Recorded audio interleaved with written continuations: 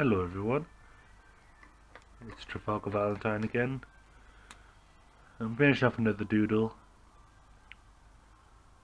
another drawing. Sorry, I do a lot of these away from camera, so it's hard to record sometimes the start of them. This one I think I started at work yesterday, during my break time. It's called Honest Art Builds Real Truth. And I have all these different messages around here about aspects of what would be considered real truth. I don't know, that's just a fun idea to think about.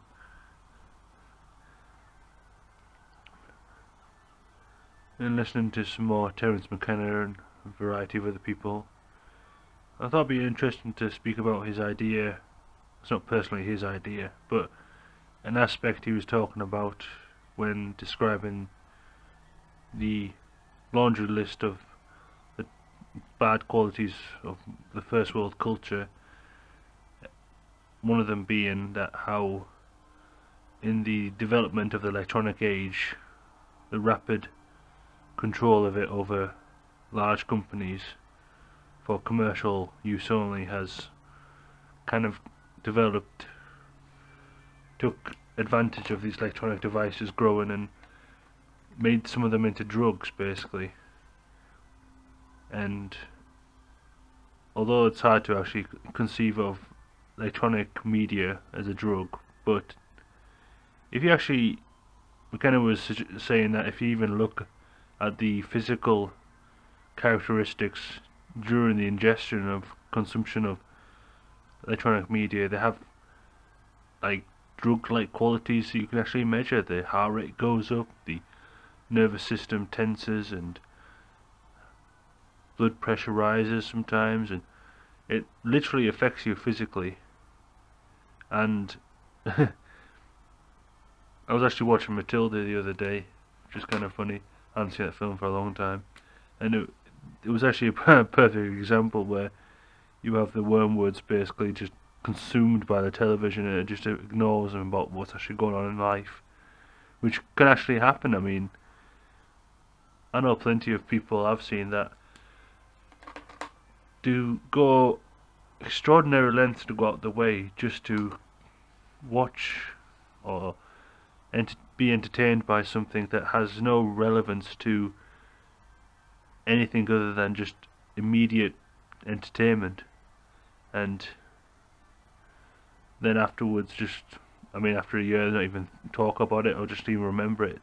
They just wanted to have an instant feeling temporarily, which is what they're really designed to do, give you that moment of consumption where they attract your attention and you would watch what they've made and advertise things and merchandise that you could buy,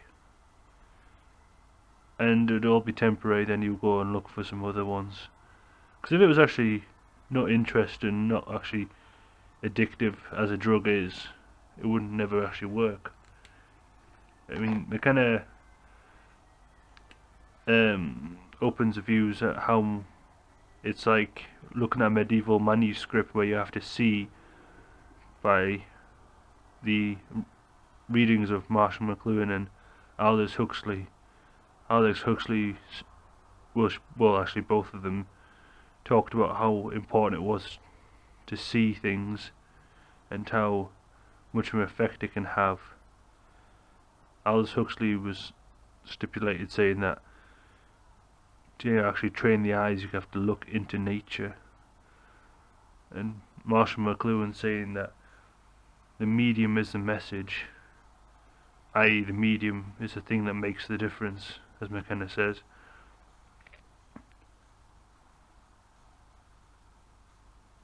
And it reflects not just in television as well, it reflects also to highly addictive internet games and stuff like that. And I have no doubt actually considering these like internet cocaine, basically, just because they are so addictive to some people. They provide just immediate entertainment, and I can see it in, I think even, I've even said before in previous talks how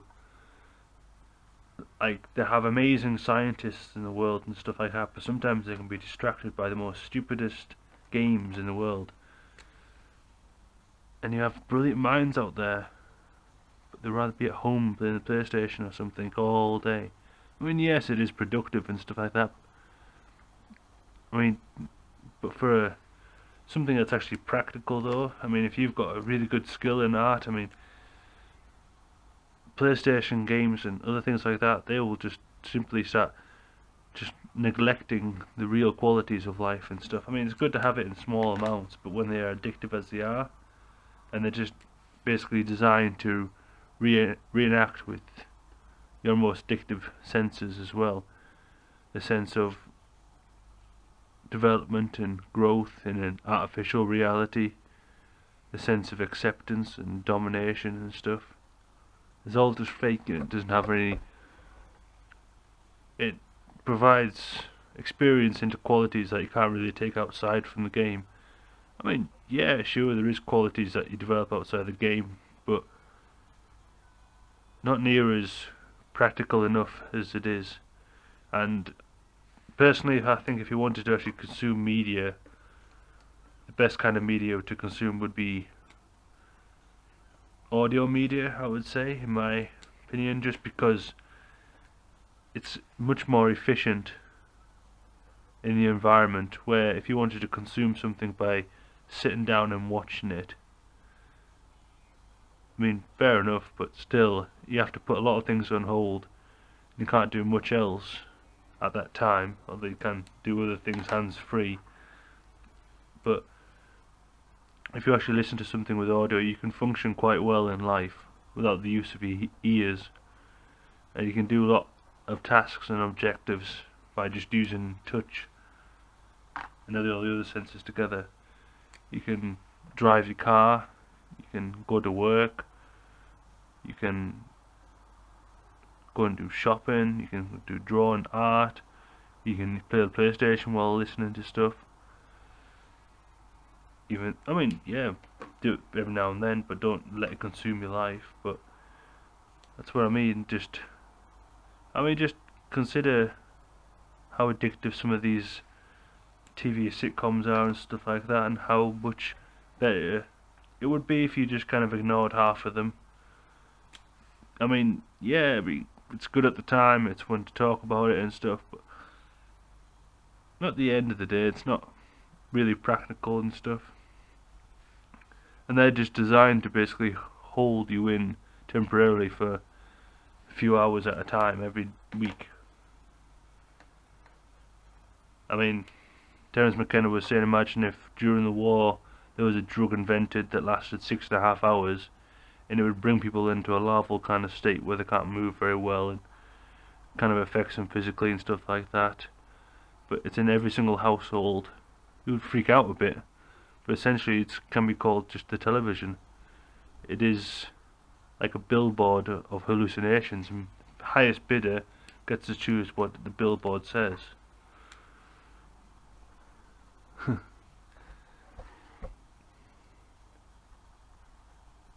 I don't know, that's just an idea to think about. Do you think the idea that electronic drugs and television and stuff like that will eventually be recognised, and they'll start putting classes on it, on how addictive substances are in the virtual reality systems and stuff that are developing?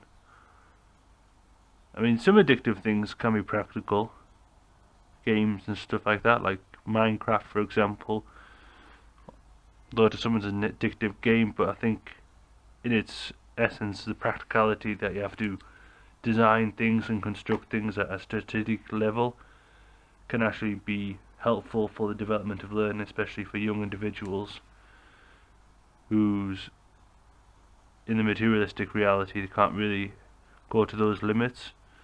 I.e., I've seen children like as young as 8 years old build houses and bridges and construct quite complicated structures, but with the help of Minecraft and other games similar to it, they've made it possible to actually have the experience of doing so.